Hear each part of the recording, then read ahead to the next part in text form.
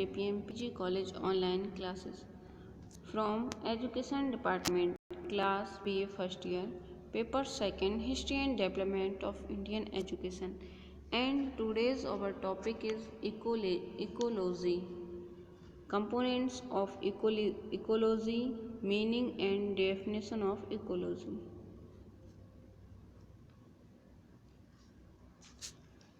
Students, सबसे पहले बात करते हैं इकोलॉजी का शाब्दिक अर्थ क्या है। लिखा है जीवों के रहने के स्थान का अध्ययन ही इकोलॉजी है। अंग्रेजी का इकोलॉजी ग्रीक भाषा के युक्तियत से बना है जिसका अर्थ रहने का स्थान, गृह से लिया जाता है। पारिस्थितिकी तंत्र में विभिन्न समुदाय आपस में तथा प्राकृतिक वातावरण से ऊर्जा आदि आदान प्रदान करते हैं। एनसाइक्लोपीडिया ब्रिटेनिका में पारिस्थितिकी तत्वों को जीव जगत और उसके वातावरण के मध्य अंतर संबंध कहा गया है। स्टूडेंट, सिंपली हम कह सकते हैं कि पारिस्थितिकी वह विज्ञान है जो समस्त जैविक जीवों के बीच संबंधों व उन सभी के भौतिक पर्यावरण के संबंधों का अध्ययन करता है जो उनके वातावरण में स्थित हैं। अब बात करते हैं इकोलॉजी के कंपोनेंट्स की। तो लिखा है पारिस्थितिकी तंत्र में विभिन्न समूहों के बीच अंतःक्रिया या पारस्परिक निर्भरता पाई जाती है। जीव जगत प्राकृतिक पर्यावरण के साथ अंतःक्रिया करके अपने अस्तित्व बनाए रख सकते हैं। पारिस्थितिकी संतुलन वह है जिसमें वातावरण के समस्त तत्व एक दूसरे के साथ निश्चित सामंजस्य बनाए रखते हुए अपनी प्रक्रियाएं स्वतंत्र रूप से जारी रख सकें। प्रत्येक पारिस्थितिकी तंत्र में जैविक एवं अजैविक तत्वों का सम्मिश्रण पाया जाता है जो इस प्रकार है। सबसे पहले बात करते हैं बायोटिक कंपोनेंट्स की। स्टूडेंट, इसमें नीचे से देखते हैं। सबसे पहले आते हैं प्राथमिक उत्पादक, फिर द्वितीयक, तृतीय उत्पादक और उपभोक्ता एवं अपघटक आते हैं। तो सबसे पहले स्टूडेंट लिखा है प्राथमिक उत्पादक, जिसके अंतर्गत हरे पेड़ पौधे तथा वनस्पतियाँ आती हैं।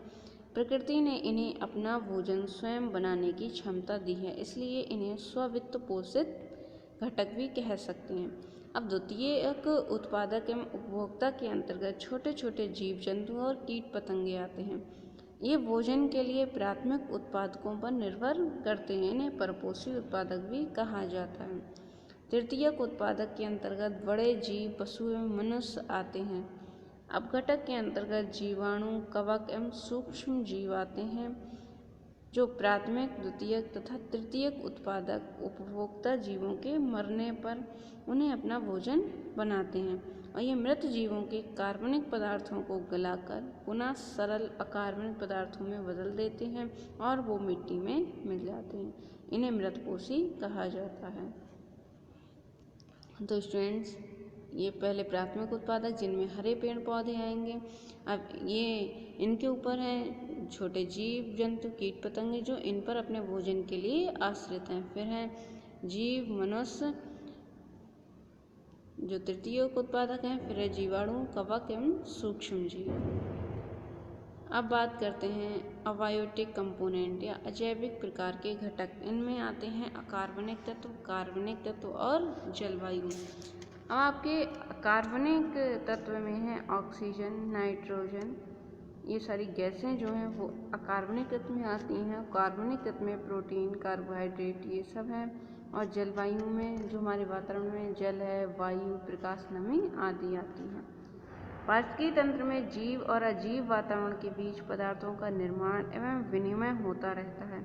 जीव पदार्थों को ग्रहण कर अपने शरीर की वृद्धि करता है और कार्बनिक पदार्थों का निर्माण करते हैं। अब कार्बनिक एवं अकार्बनिक के बीच रूपांतरण, स्थानांतरण की प्रक्रिया निरंतर चलती रहती है। पारिस्थितिकी तंत्र में जैव एवं अजैव के बीच लेन देन की प्रक्रिया चलती रहती है और प्रत्येक तत्व एक दूसरे पर नियंत्रण रखता हुआ